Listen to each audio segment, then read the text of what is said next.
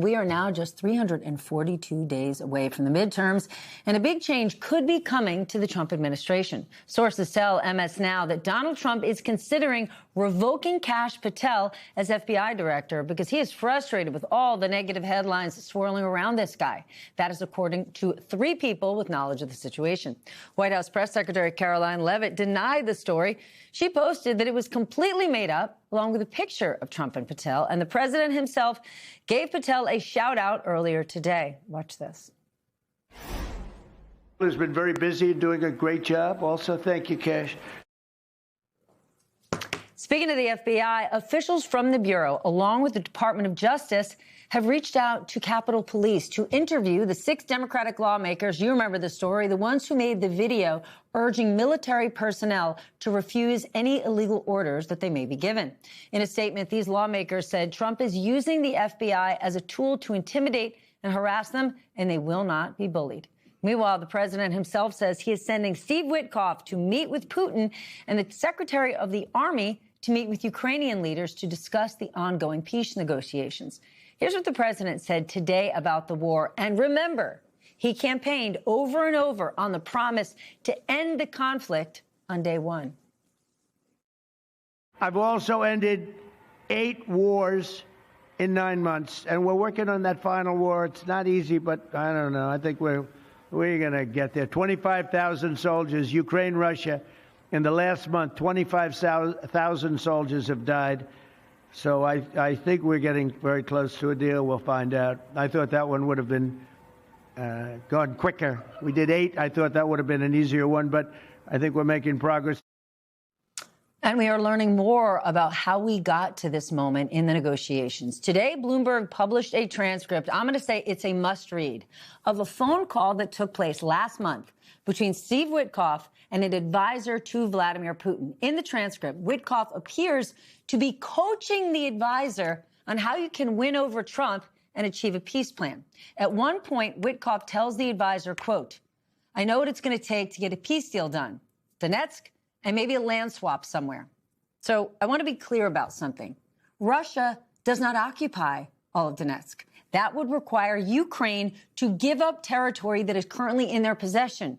What we've heard from Witkoff are direct Russian talking points that have long been rejected by Ukraine. So it's basically like saying the only way to get a peace deal is to give Russia exactly what it wants. Now, the White House says this story only proves that Witkoff talks to officials in Russia and Ukraine nearly every day with the goal to achieve peace. MS Now has not independently confirmed Bloomberg's reporting.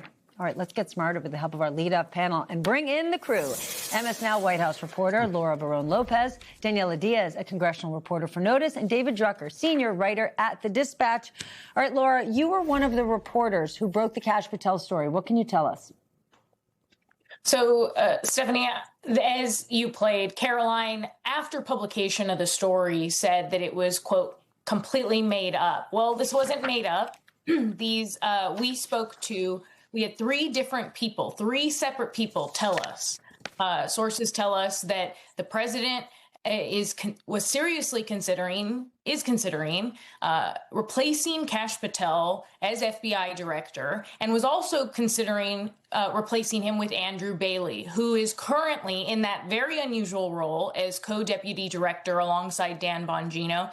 And the timing here is that Bailey was appointed on September 15th. And so in order to even be able to resume that role as FBI director, he has to be in that position for 90 days. Well, the 90 days, we hit that next month. We hit that in December. And multiple sources told us that the reason that the president and his top aides are so frustrated is because of those bad headlines about Kash Patel using a private jet to go see his girlfriend, about him having taxpayer-funded security detail assigned to his girlfriend. And that is just the most recent frustrating headlines for the administration when it comes to Kash Patel, because there has also been internal strife and frustration about the way he's handled some ongoing investigations and spilling details out too early on investigations. So that is what we heard from multiple sources. I went to the White House and asked them directly what they had to say about our reporting, and they did not deny it. when we asked them. They issued a statement to us from White House spokeswoman Abigail Jackson, and she simply said that Kash Patel is a critical part of the team. They did not call it false at the time. They did not deny it at the time.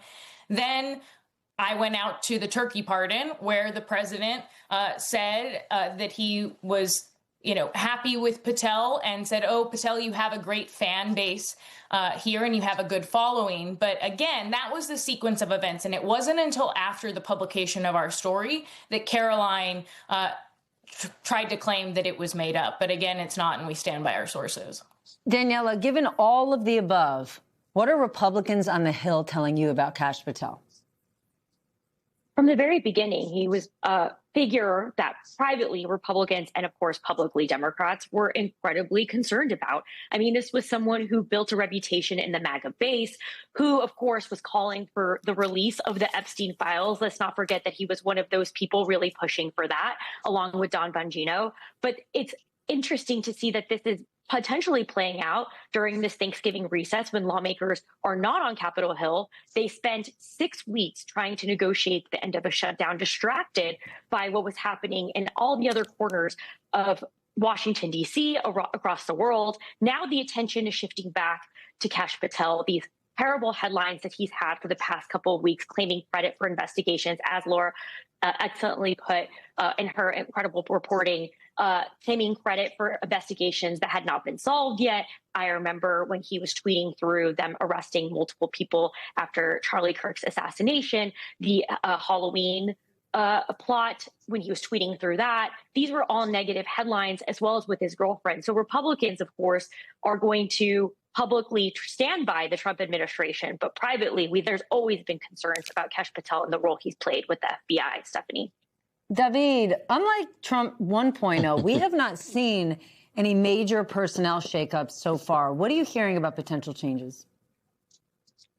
Well, I think it's difficult to tell with the Trump administration whether or not he's happy with any particular cabinet official or anybody else, because he can be happy with you one day and upset with you the next. And it's easy. I don't want to say it's easy, but there is a way in which you keep yourself in the president's good graces, and that's by waging the fights that he wants fought, right? And Kash Patel has been unlike other FBI directors in that he is a partisan political operator, not a sort of disinterested, independent-minded law enforcement official.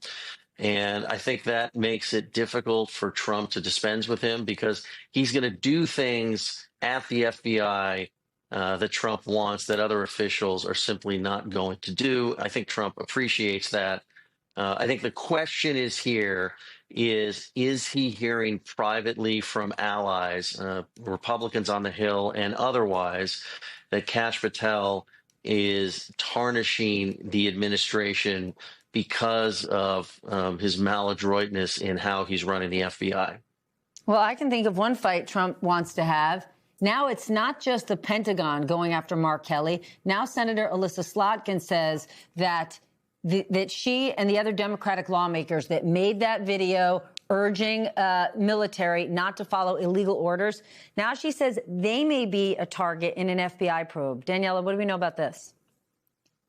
Well, that statement was a huge surprise, Stephanie, when I saw that statement come in through my inbox from those House members led by Jason Crow and the other group that were in that video that you well put, that everyone has seen, about them urging service members to not follow the illegal orders.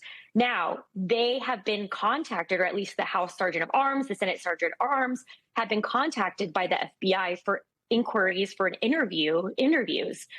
This is major. I mean, the Trump administration, since the very beginning, seems to have really been not so much attacking, but having strong words. I mean, I guess attacking is probably the best way to put this, political adversaries. And so what we're seeing is that because of this video, we saw Trump's tweet that, of course, made rounds on Capitol Hill when he called it sedition, said punishable by death, a huge response from him about this video. And now we're seeing this from the FBI.